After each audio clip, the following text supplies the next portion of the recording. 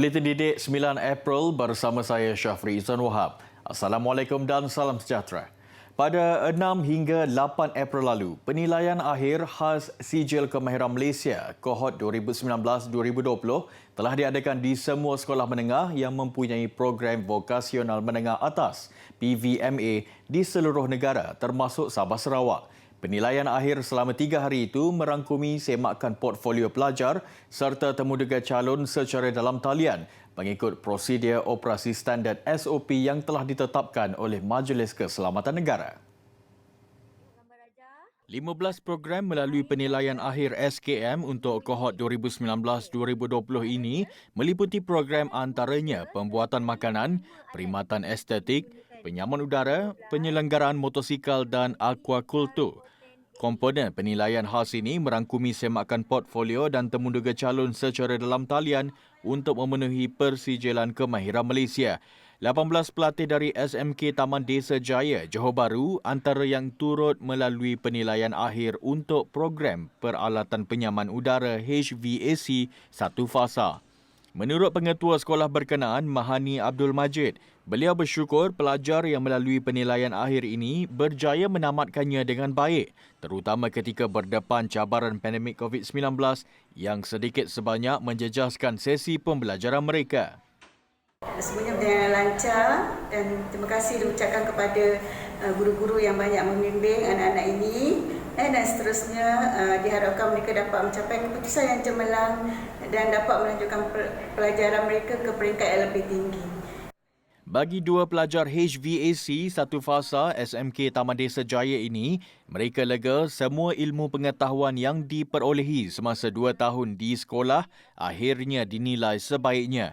Meskipun melalui pelbagai cabaran dalam menuntut ilmu, segalanya berbaloi dan dapat dimanfaatkan selepas tamat persekolahan nanti. Untuk menyiapkan tugasan ini agak sukar kerana pandemik dan sekolah tutup. Jadi dengan bantuan guru-guru, kami dapat menyiapkan portfolio dengan mudah dengan menggunakan Telegram dan WhatsApp dan sebagainya. Sebelum ni rasa saya gugup. Selepas dah habis SKN, rasa saya gembira dan happy, sangat happy. Bagi mendapat input yang jelas, terutamanya untuk menambah baik penyampaian pendidikan kepada pelajar, Kementerian Pendidikan KPM turun padang mendengar sendiri pandangan guru-guru. Menteri Kanan Pendidikan Datuk Dr. Razli Jidin berkata, usaha itu dilakukan KPM untuk melonjakkan pendidikan negara ke tahap lebih tinggi. Menerusi perkongsian di laman Facebook beliau, Datuk Dr. Razli berkata, mesyuarat libat urus yang dijalankan KPM semalam membabitkan Wakil Persatuan Ibu Bapa dan Guru PIBG Selangor dan Kuala Lumpur, termasuk wakil guru di dua negeri berkenaan. Jelas beliau, setiap wakil diberi ruang seluasnya untuk melontarkan idea, pandangan dan cadangan untuk dipertimbangkan KPM. Setiap keputusan berdasarkan cadangan itu akan melalui pelbagai analisis terperinci serta pandangan pelbagai pihak. Timbalan Menteri Pendidikan 2, Datuk Dr. Mahan Sun telah mengadakan lawatan kerja ke Johor semalam. Lawatan sehari itu termasuk ke Jabatan Pendidikan Negeri Johor dan beberapa sekolah di daerah Johor Bahru. Menerusi perkongsian di Facebook Kementerian Pendidikan Malaysia KPM, lawatan kerja Datuk Dr. Mah bermula dengan kunjungan ke Jabatan Pendidikan Negeri. Ketibaan beliau disambut Pengarah Pendidikan Johor, Syaharuddin Saari, yang turut membincangkan perkara memanfaatkan kedua-dua pihak ke arah pendidikan berkualiti, produktiviti dan modernisasi. Beliau kemudian mengunjungi SJKT Seri Alam Pasir Gudang Johor bagi melihat kerja-kerja baik pulih berikutan berlaku kejadian tanah runtuh sebelum proses penyerahan penuh. Datuk Dr. Mah kemudian meneruskan lawatan ke dua lokasi tapak pembinaan sekolah baru, iaitu ke SJKC Puai Chai, Taman Bukit Indah dan SJKC Chefah, Sunway City, Iskandar Puteri bagi melihat kerja-kerja pembinaan yang bakal dilaksanakan. Beliau mengharapkan pembinaan dua sekolah ini dapat disiapkan mengikut jadual. Kasih seorang guru. Bagi membangkitkan semangat dan menarik minat belajar, selain menyediakan suasana pembelajaran lebih kondusif, pelbagai cara dilakukan seorang guru Sekolah Menengah Kebangsaan Juelau Sarawak bagi mewujudkan suasana pembelajaran selesa bagaikan di rumah.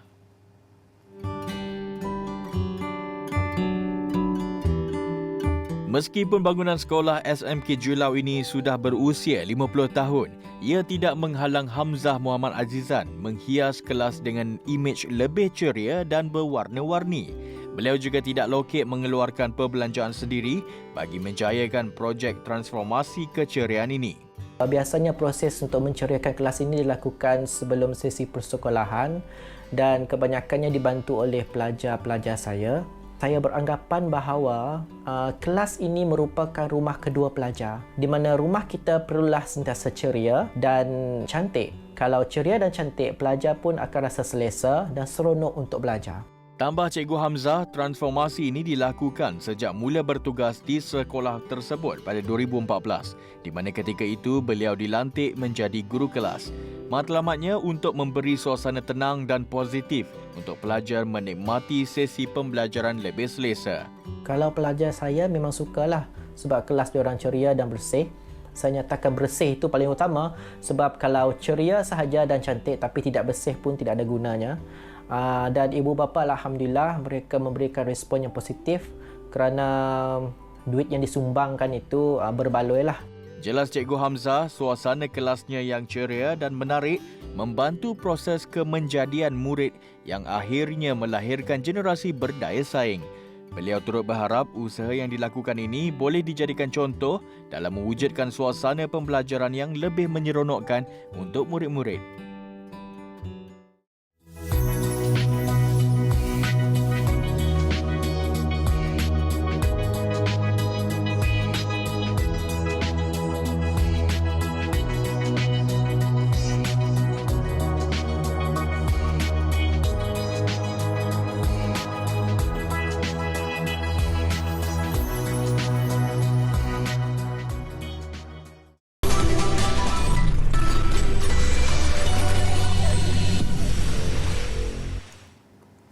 Jawatan Kuasa Khas Jaminan Akses Bekalan Vaksin COVID-19 JKJAV akan mengadakan mesyuarat 2 minggu lagi bagi membincangkan sama ada Malaysia kekal untuk menggunakan vaksin AstraZeneca.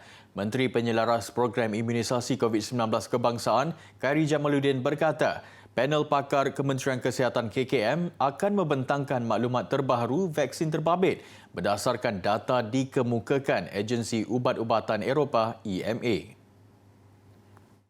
Saya rasa pendirian yang cermat adalah untuk kita rujuk semula kepada jawatan kuasa berdasarkan kepada maklumat terkini yang telah pun kita dapat daripada pihak EMA. Ya. Namun demikian, saya harap rakyat tidak akan rasa gusar kerana kita masih lagi belum menerima sebarang penghantaran daripada AstraZeneca. Beliau berkata demikian pada sidang media selepas Majlis Pelancaran Kempen Kesedaran Autism CHAMPS NASEM 2021. Kerajaan mengambil maklum laporan EMA yang mengesahkan buat pertama kali wujud kaitan antara penggunaan vaksin AstraZeneca dengan kes pembekuan darah. Bagaimanapun keputusan sama ada AstraZeneca akan digunakan di negara ini hanya akan dibuat selepas mendengar pembentangan panel pakar KKM. Tindakan tegas akan diambil sekiranya terdapat kaki tangan atau anggota penguatkuasa yang didapati menyalahgunakan kuasa berhubung surat kebenaran rentas negeri. Amaran sama turut diberikan kepada orang awam yang menyalahgunakan borang kebenaran rentas negeri, termasuk membeli atau mendapatkan borang kosong dengan tanda tangan dan cop palsu pihak berkuasa. Kalau orang dalam dan tindakan perlu diambil kepada mereka. Itu telah melanggar peraturan polis. Mana boleh cop blank dulu, cop dulu, kemudian isi, kemudian tak boleh. Dia kena tahu apa tujuan dia nak balik kampung. Tujuan balik kampung kerana mak sakit ke, bapa sakit ke, itu dibenarkan. Kita membenarkan pergerakan seperti itu kerana kecemasan. Tapi kalau main beli je borang, tulis sendiri, tapi saya tak tahu keadaan sebenarnya, Tapi kalau itu berlaku memang salah dan jika ada balai yang mengeluarkan, tindakan mesti diambil kepada pihak yang mengeluarkan surat palsu. Sejak beberapa hari lepas, tular 2 kes individu memuat naik borang rentas negeri kosong tetapi sudah mempunyai cop dan tanda tangan pegawai polis. Ia membabitkan Balai Polis Seksyen 6 Shah Alam, Selangor dan Balai Polis Cukai, Terengganu. Polis sudah mengeluarkan kenyataan bahawa siasatan awal mendapati berlaku pemalsuan tanda tangan dalam borang berkenaan. Diberi nama teratak Miau Miau, inisiatif warga Surau Darul Hidayah di Gombak, Selangor menyelamatkan kucing terbiar wajar dipuji. Usaha murni menyelamatkan binatang kesayangan Nabi Muhammad SAW itu berjaya membuka mata masyarakat setempat yang datang menghulur sumbangan dan bantuan. Keprihatinan mereka terhadap haiwan terbiar itu mula mendapat perhatian masyarakat luar selepas ia dimuat naik ke Facebook. Menurut pengerusi Surau Darul Hidayah, Cik Hamid Cik Yusof, idea mendirikan teratak Miau Miau diutarakan surau itu, ekoran pertelingkahan yang sering berlaku melibatkan najis haiwan berkenaan. Ini khususnya membabitkan penduduk kawasan perumahan di situ dan medan selera berdekatan. Daripada poin itulah, kita nak kutip kucing gelandangan, nak simpan, nak jaga, nak bela dan nak take care kata orang. Bukan setakat kurung. Kita bukan setakat kurung, biar tidak. Sebab sini ada dikejar oleh anjing. Alhamdulillah, dia punya kesan sampingan tadi yang kata orang negatifnya kes tu dah menurun, tidaklah 100%. Tapi masing-masing dah boleh senyum sampai ke telinga. Hasil inisiatif surau itu menyebabkan persekitaran medan selera MPS dan rumah pangsa pinggiran Batu Cave menjadi semakin bersih dan harmoni. Malah isu kucing liar berkeliaran juga sudah tiada lagi. Dianggarkan sebanyak 130 ekor kucing terbiar dipelihara dan diselamatkan oleh Surau Darul Hidayah ini sejak sebulan lalu.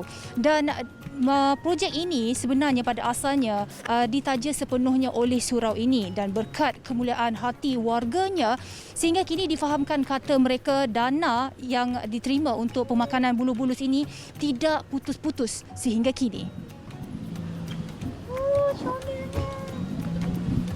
Inisiatif yang dibuat warga surau ini turut mengundang ramai pecinta kucing berkumpul untuk memberi makan kepada haiwan comel itu. Ingatkan permulaannya hanya dalam komuniti pinggiran sahaja. Rupanya bila kami tubuhkan Facebook untuk rumah Miau, teratak Miau Darul Hidayah ni, ada sampai kira daripada Sabah, daripada Sarawak, daripada rata-rata sampai daripada Kedah pun ada. Berhubungan dengan kami macam mana kami nak infak kepada binatang kesayangan Rasulullah ni. Mana-mana pihak yang berhasrat untuk mengambil dan membela kucing-kucing itu sebagai binatang peliharaan turut digalakkan. Bagi yang mahu menyumbang boleh rujuk atau hubungi maklumat tertera. Izzati Rizan, Buletin Didik.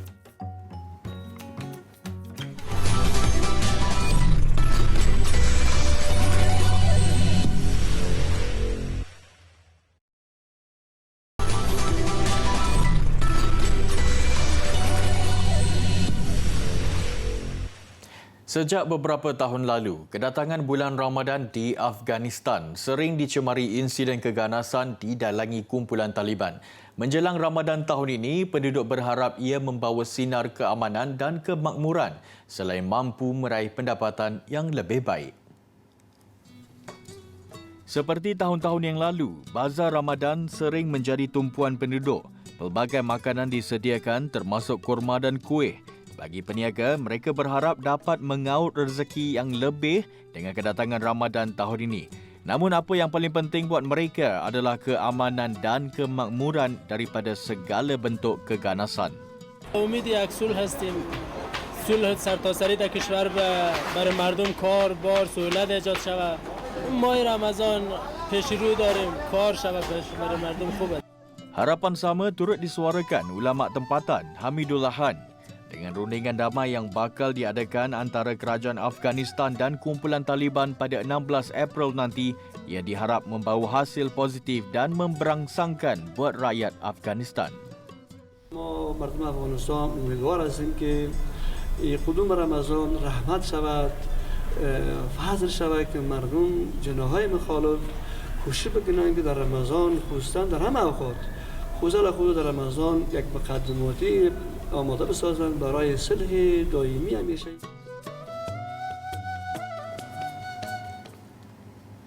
Pantang maut sebelum ajal. Itu yang dapat digambarkan bagi seorang juruterbang warga Brazil selepas terlibat dalam nahas pesawat ringan di hutan Amazon. Bangsa juga terpaksa hidup dengan memakan tumbuh-tumbuhan dan binatang kecil selama 36 hari selain diganggu binatang buas. Antonio Sena, 36 tahun, bekerja sebagai juruterbang untuk sebuah syarikat lombong haram di Para, Brazil. Dia terpaksa melakukan kerja itu selepas restoran miliknya ditutup kesan pandemik COVID-19. Dalam kejadian 28 Januari lalu, pesawat ringan dipandunya terhempas di sebuah kawasan hutan ekoran masalah teknikal. Dia yang berada di sekitar lokasi nahas beberapa hari selepas kejadian, bagaimanapun gagal dikesan pasukan mencari dan menyelamat. Sena kemudian nekat keluar dari hutan dengan berjalan kaki tanpa mengetahui apa yang akan terjadi kepada dirinya. Selepas beberapa minggu, dia akhirnya terserempak dengan sekumpulan penduduk yang sedang mencari hasil hutan. Sena yang selamat pulang ke pangkuan keluarganya tidak berhasrat untuk kembali bekerja sebagai juruterbang. Sebaliknya membuka restoran di kampung halamannya.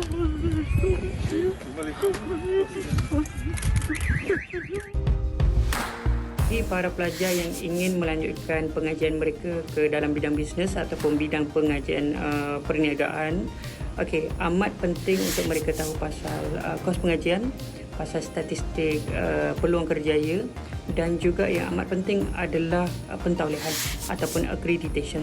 Accreditation adalah satu proses di mana sesuatu program itu, seperti contoh program bisnes itu sendiri telah diuji dan telah dikaji tentang kualiti pendidikannya. Jadi sebelum memilih sesuatu program, amatlah penting untuk kita tahu pentaulihan daripada authority body untuk sesuatu universiti dalam program yang ingin diceburi.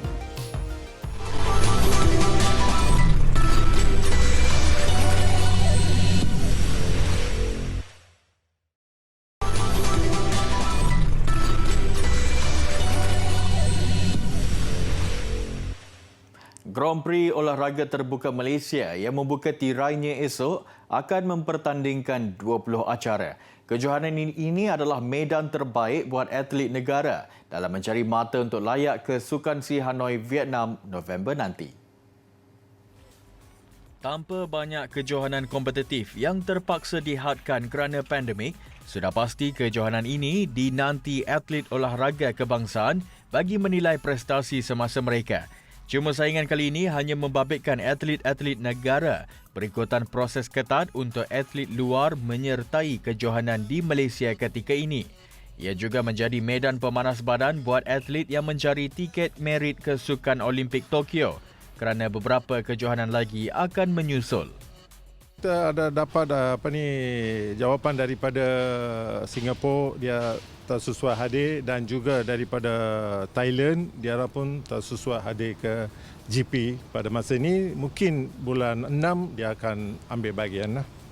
Dalam pada itu, pemenang emas Sukan Si 2017 Khairul Hafiz Jantan mengesahkan tidak akan mengambil bahagian dalam acara pecut 100 meter. Sebaliknya memilih untuk menyertai acara 400 meter yang akan dilangsungkan Ahad ini. Beliau bagaimanapun akan berusaha untuk layak dalam acara pecut 100 meter itu di Hanoi nanti. Memang panjanglah tempoh untuk saya lari 100 balik, sebab dulu pada mula saya start pun memang saya event 400. So dia training oleh coach Pak dulu kan. Untuk 400 dulu saya ambil balik. Untuk lari 400 dalam makan masa dalam setahun jugalah, sebab setahun ni pun saya dah pada hari tu awal tahun pun saya lari 400 dah.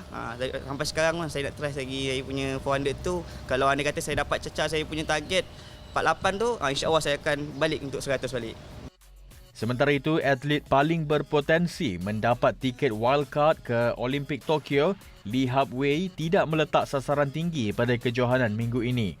Atlet senior acara lompat tinggi ini mahu melakukan lompatan sekurang-kurangnya pada ketinggian 2.15 meter sebagai permulaan selepas lebih setahun tidak beraksi secara kompetitif.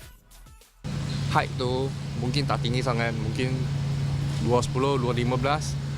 Kalau ada lebih tu untuk itu ialah sambil bonus lah sebab saya baru di cover sambil dengan COVID. Dekat 1 bulan tak pernah training, dekat stay kat itu quarantine je. Dan sekarang training balik, ingat ada baru 2 bulan macam ni, baru start training. Saya rasa boleh sampai 2015 tu kira bagus lah. Seramai 121 atlet mengambil bahagian pada kejohanan kali ini. Dengan saingan terbuka Malaysia pada bulan Jun nanti pastinya menjadi tumpuan kerana menawarkan tiket kelayakan ke Olimpik Tokyo. Taylor Swift memperkenalkan kembali albumnya pada 2008, Fearless, hari ini. Versi baru ini dibuat susulan kontroversi hak milik album tersebut yang kini dipegang syarikat rakaman terdahulu. Fearless, Taylor's version menampilkan 26 buah lagu dengan 19 daripadanya lagu asal daripada album lalu yang dirakam kembali. Ini termasuk single hits seperti You Belong With Me dan Love Story. Turut dimuatkan khas kali ini 6 lagu yang dihasilkan Swift ketika itu namun tidak pernah dilancarkan.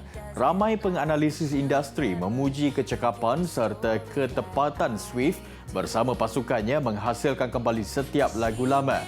Ini kerana Swift 31 tahun menampilkan vokal dan mood yang seakan sama seperti ketika berusia belasan tahun. Album Fearless menceritakan pengalaman dan keluh kesah remaja perempuan dari kacamata Swift.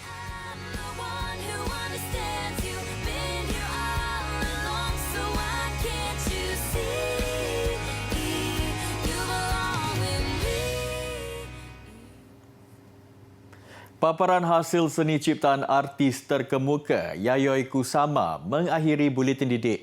Pameran ini berlangsung di New York Botanical Garden. Saya Syafri Zanohab, salam hormat dan selamat malam. Assalamualaikum.